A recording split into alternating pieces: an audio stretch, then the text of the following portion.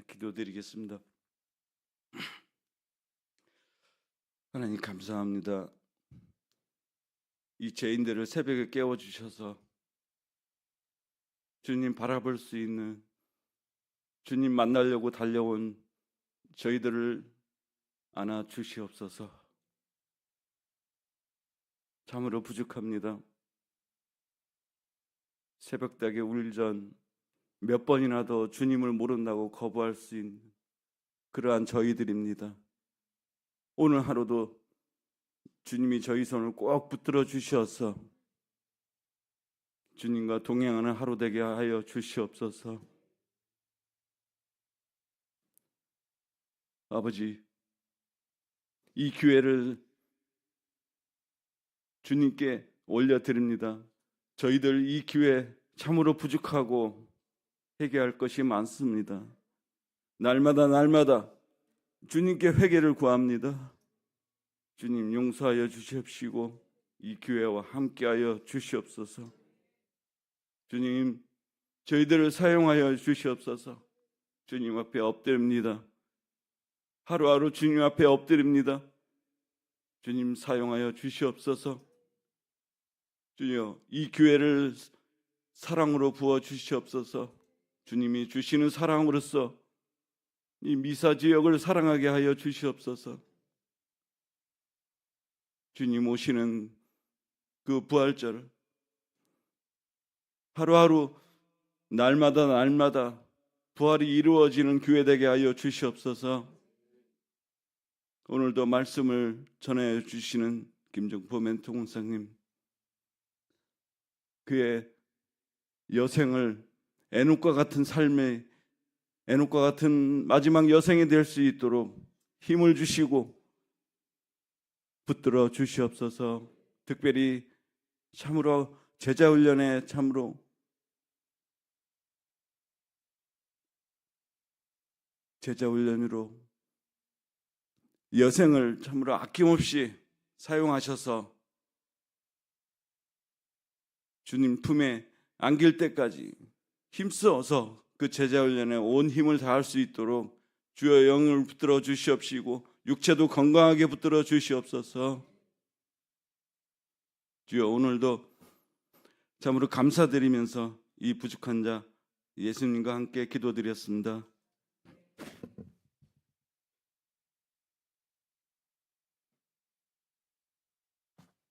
네, 하나님 말씀 마태복음 26장 69절부터 75절까지.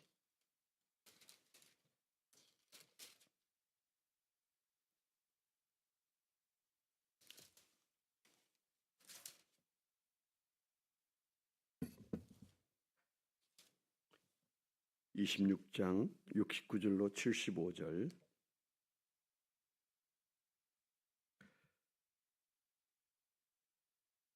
같이 한번 교독해서 읽도록 하겠습니다. 69절 제가 읽고 70절 여러분이 읽습니다. 베드로가 바깥들에 앉았더니 한 여종이 나와 이르되 너도 갈릴리 사람 예수와 함께 있었도다 하거늘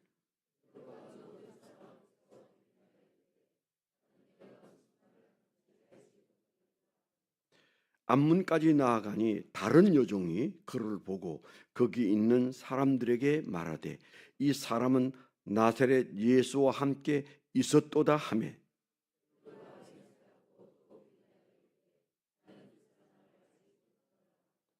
조금 후에 곁에 섰던 사람들이 나와 베드로에게 이르되 너도 진실로 그 도당이라 내 말소리가 너를 표명한다 하거늘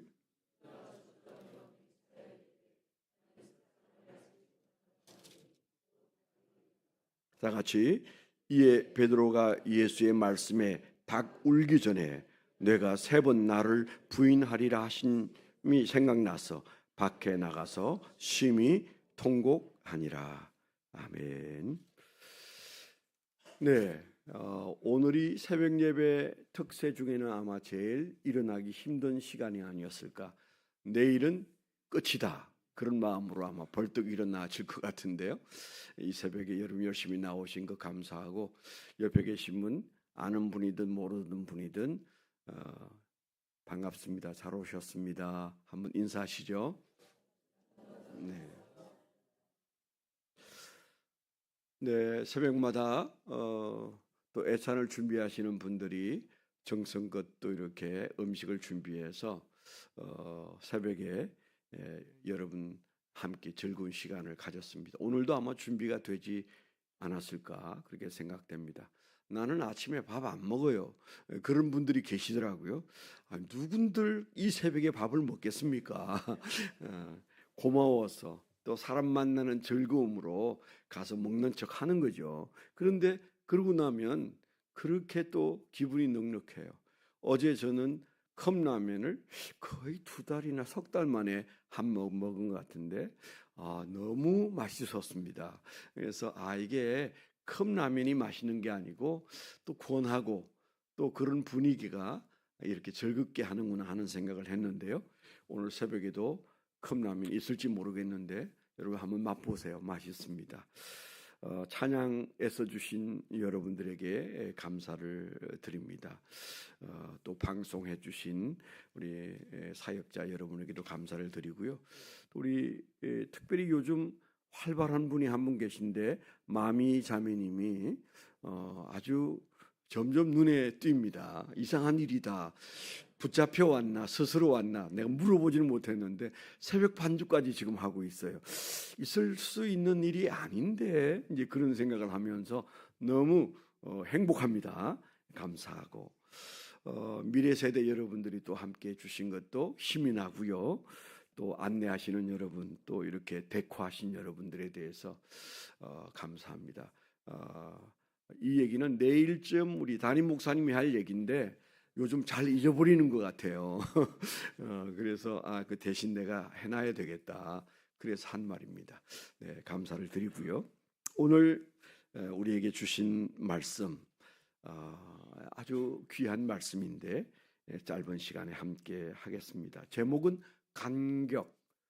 간격이라는 제목으로 말씀을 좀 생각해 보려고 하는데 오늘 우리가 읽은 말씀 앞에는 너무 내용이 이렇게 퍼져 있어서 읽지는 않았습니다만은 여러분 잘 아는 내용입니다. 겟세마네 동산에서 예수님께서 그들과 함께 기도하기를 원했었는데 그들은 너무 마음이 복잡하고 피곤해서 깨워도 잠에서 깨어나지 못했습니다.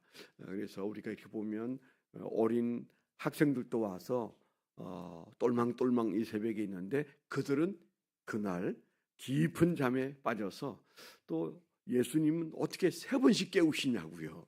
그렇게 깨웠는데 왜 저렇게까지 깨우시고 왜 저렇게까지 주님께서 그 제 아들에게 매달리시나 이제 그런 것들을 좀 생각하는데 오늘 말씀에 보면 이래서 그랬구나. 항상 우리는 인생을 돌이켜 볼 때 깨닫는 때가 많아요.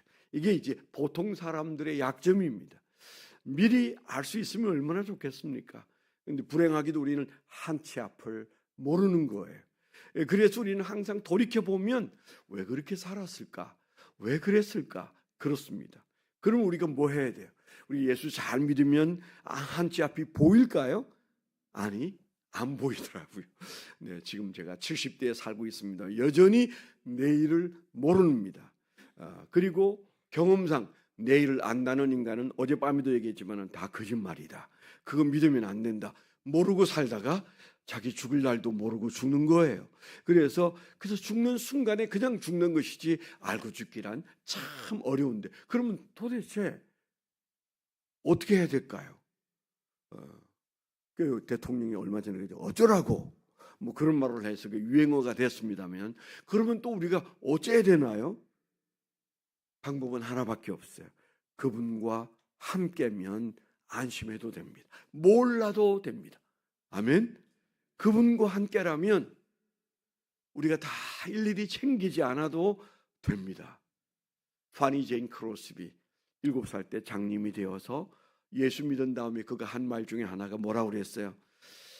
세상 바라보고 있는 사람들은 근심이 많고 눈앞에 있는 것 때문에 진짜 봐야 할 천국을 못 보고 사는데 나는 천국이 보인다고 그랬어요. 장님은 천국을 보는데 눈 두 개 잘 가지고 사는 사람은 한 치 앞 내다보느라고 천국을 잊고 사는데, 나는 앞을 못 보는 대신에 내가 차 앞에 서면 누군가에 의해서 차의 문이 딱 열리고, 내가 계단 앞에 서면 누군가에 의해서 몇 센치 앞에 계단이 하나 나옵니다. 얘기해 주는 인생을 산다고 그랬어요.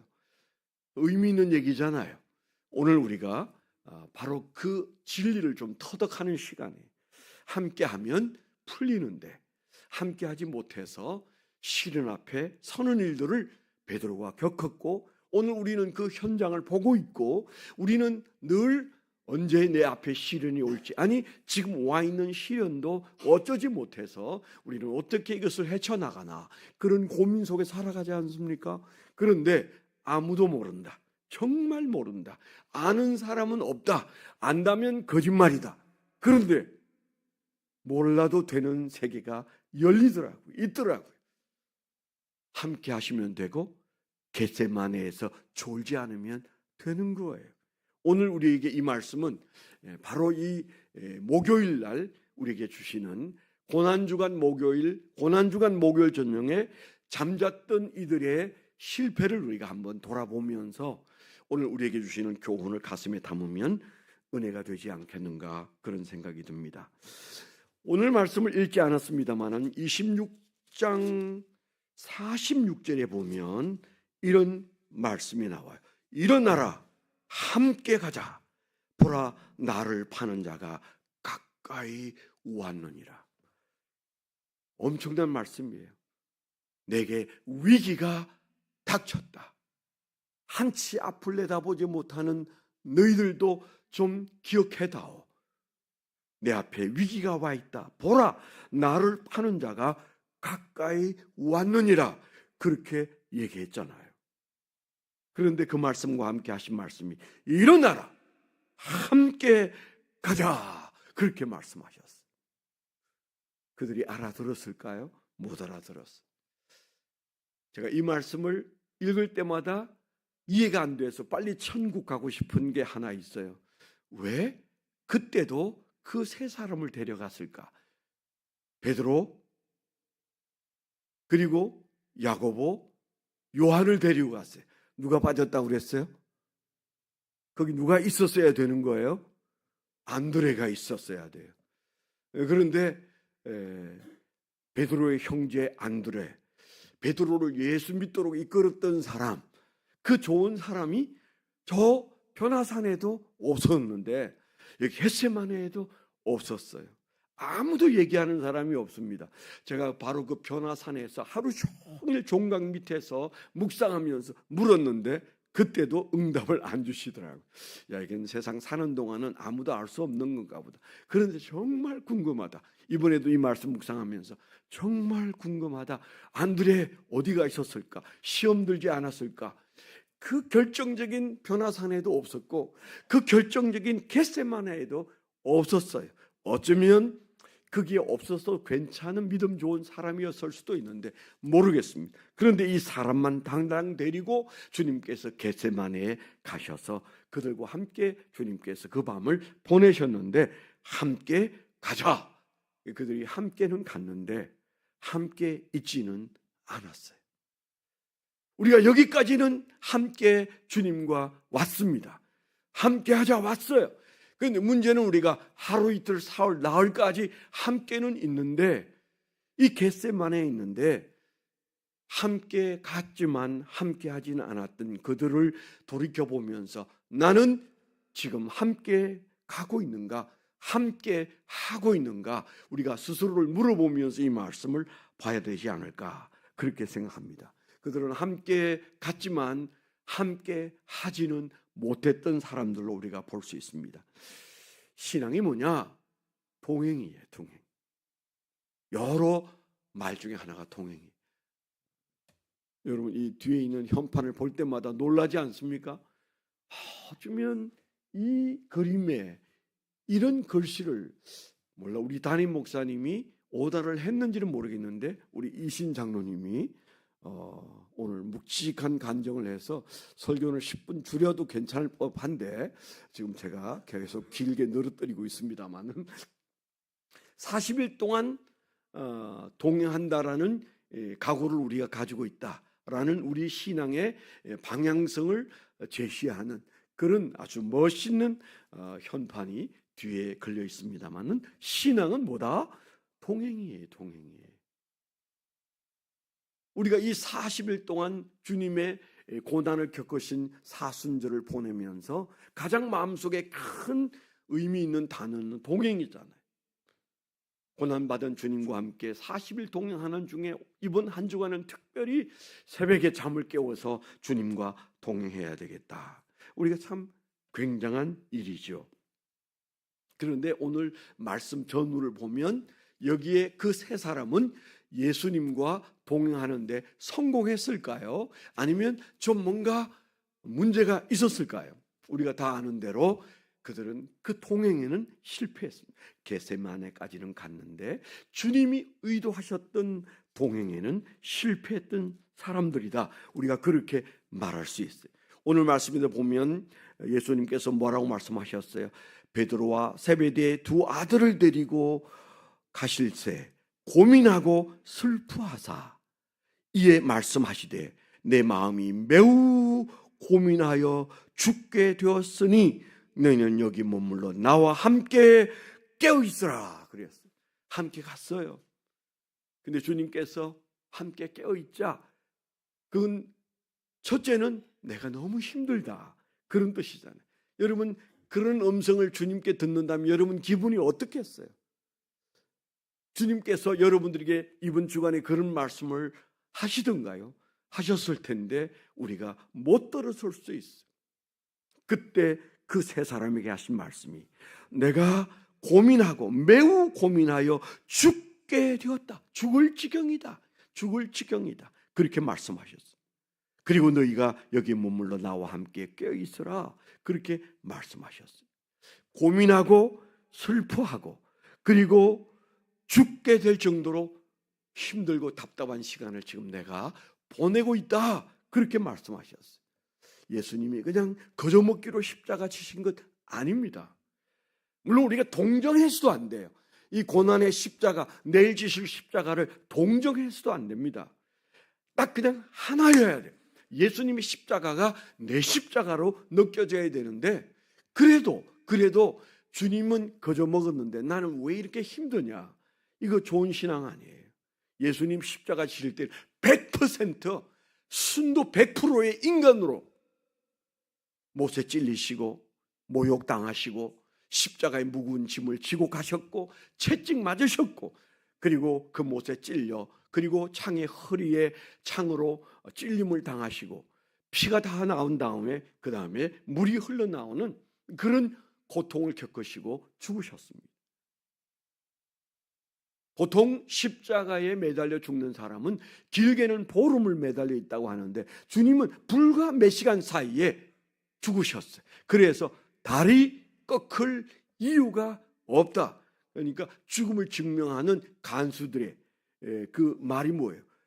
무릎을 꺾으려고 했는데 다리를 꺾으려고 했는데 그래서 완전히 숨이 끊어지도록 만들려고 했는데 그럴 필요가 없다. 예수는 죽었다. 그렇게 말할 정도의 고난은 거저먹기 죽음이 아니에요. 쇼가 아니에요.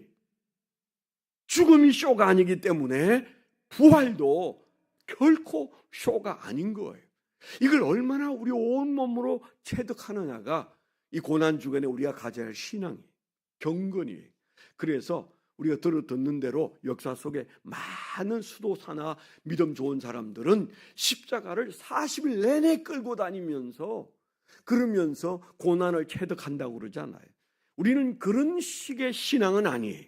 우리가 십자가를 메고 동네방네 돌아다닐 만큼 그래야 뭔가 영성이 생기는 것은 아니지만 너무 편하게 아무 생각 없이 그래서 우리가 이 고난 주간을 주님의 생각과 다르게 보낸다면 실패한 베드로와 다를 게 뭐 있을까? 그런 생각이 나는 겁니다. 그래서 정말 꿈 많은 3년을 주님과 함께 잘 살았던 베드로가 그 끄트머리에서 전혀 예상하지 못한 낭패한 상황이 생겨서 드디어 그 끄트머리에는 뭐예요? 내가 너무 힘들다. 내가 너무 슬프다. 죽을 지경이다. 그렇게 말씀하시면서 나하고 좀 있어다오. 그러면서 예수님이 그들을 데리고 그 예루살렘 성을 빠져나와서 그 계곡 건너편에 있는 겟세마네까지 와서 거기에서 주님께서 부르짖고 기도하는 모습을 보았을 때 베드로의 가슴에 어떤 생각이 들었을까요? 예수가 성공자가 아니고 실패자면 3년 동안 내가 성공을 꿈꾸며 살았던 내 삶은 이거 허무한 거 아니야? 예수가 실패했는데 내가 성공할 수 있을까? 그런 마음이 드니까 그는 기도고 뭐고 그냥 그 자리에 그냥 쓰러져서 잠이 들었던 것이다. 우리가 이렇게 볼 수 있잖아요. 겟세마네는 우리에게 어떤 메시지가 있습니까? 동행이라는 메시지가 그 안에 있는 거예요.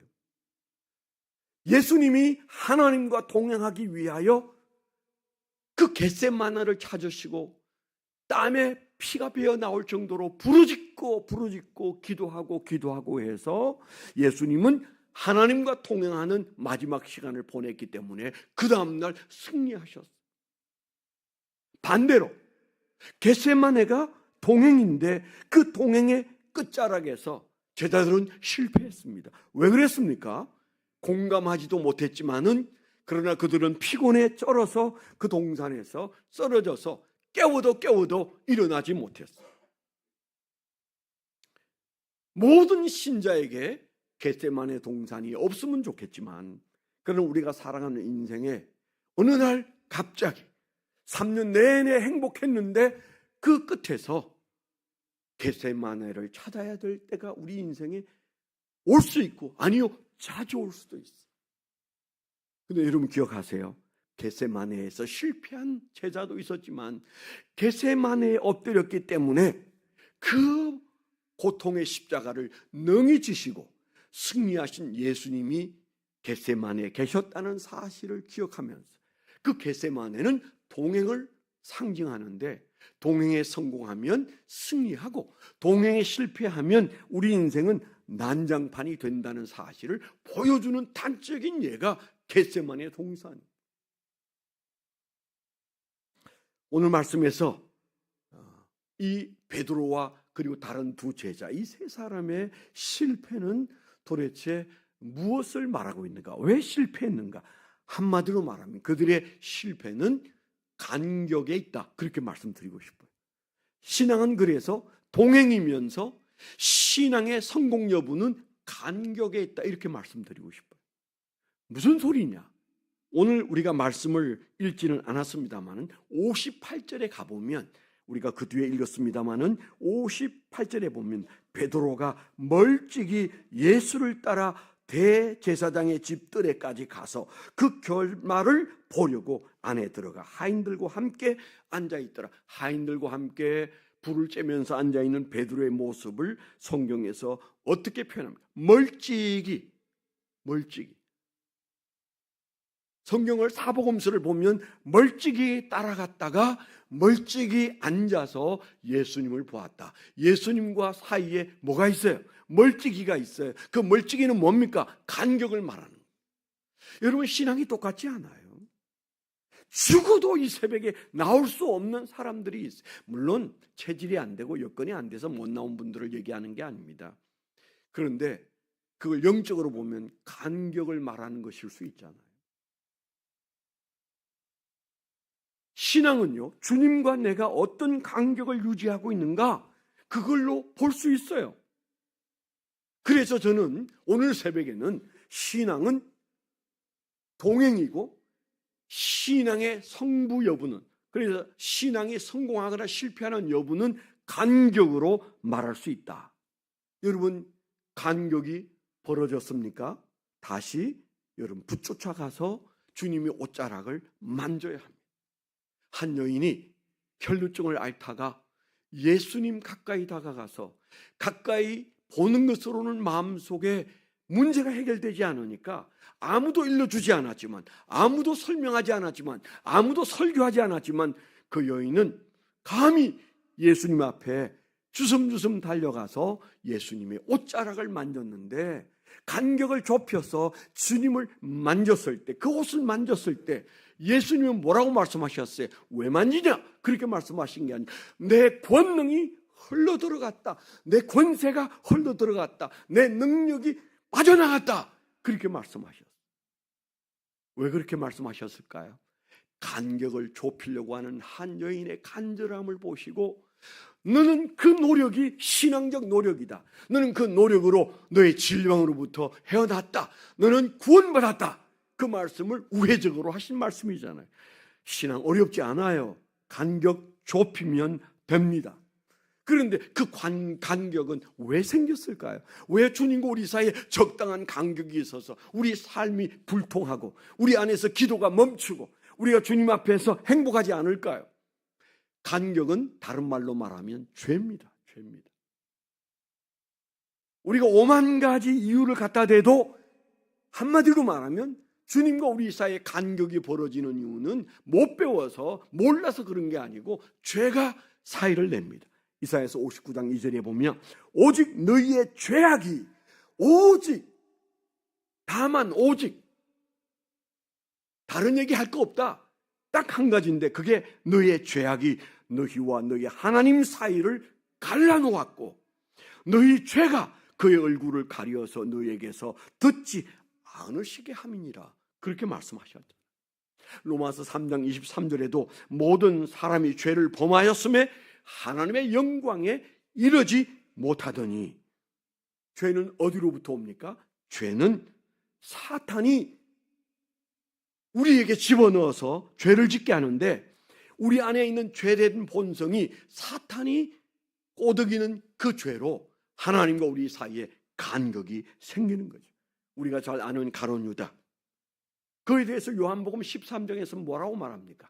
13장 7절 최후의 만찬 때 기록된 말씀, 마귀가 벌써 시몬의 아들 가룟 유다의 마음에 예수는 팔려는 생각을 넣었더라 그랬어요. 예수 팔려고 하는 생각을 마귀가 먼저 쑥 집어넣어 주었어요. 이게 죄의 시작입니다.